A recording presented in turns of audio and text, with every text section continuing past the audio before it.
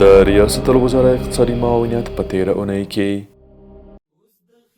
د ریاست الوزرا اقتصادي مرستیال محترم ملا عبدالغني برادر اخوند د ملي پراختیا شرکت له بیلابیلو برخو لیدنه وکړه او د هیواد د بیا رغونې په برخه کې د دغه شرکت کړنې وستایلې. د ریاست الوزرا اقتصادي مرستیال وویل ملي پراختیا شرکت په کم وخت کې ښې لاسته راوړنې لري او نړۍ ته د اسلامي نظام او افغانانو وړتیاوې په ښه ډول ښکاره کړې. محترم ملا عبدالغني برادر اخوند د ملي پراختیا شرکت د هڅو د ستاینې ترڅنګ له خپل اړخه د هر ډول مرستې او همکارۍ ډاډ ورکړ.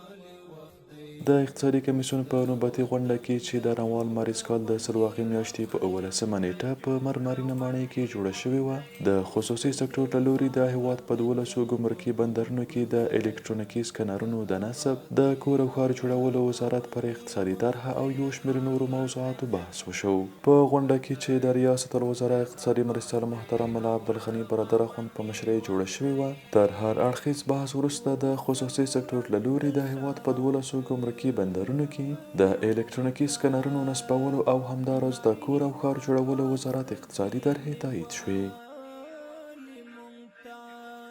د اقتصادي کمیسیون د تخنیکي کمیټې په نوبتي غونډه کې چې د روان مارچ کال د سلواغې میاشتې په 14مه نیټه په مرمرینه ماڼۍ کې جوړه شوې وه، له اجنډا سره سم د یو شمېر اقتصادي موضوعاتو په اړه بحث وشو. یادې غونډې ته د کمال خان بند د دوهم فاز د امکان سنجۍ د لومړنیو مطالعاتو بشپړ راپور وړاندې شو. په غونډه کې تر هر اړخیز بحث وروسته ټاکل شوې کمیټې ته دنده وسپارل شوه څو د ترسره شوو مطالعاتو په پام کې نیولو سره د امکان سنجۍ دقیق تخنیکي مطالعات ترسره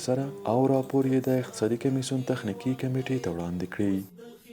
اوس د خدمت او د یووالي وخت دی،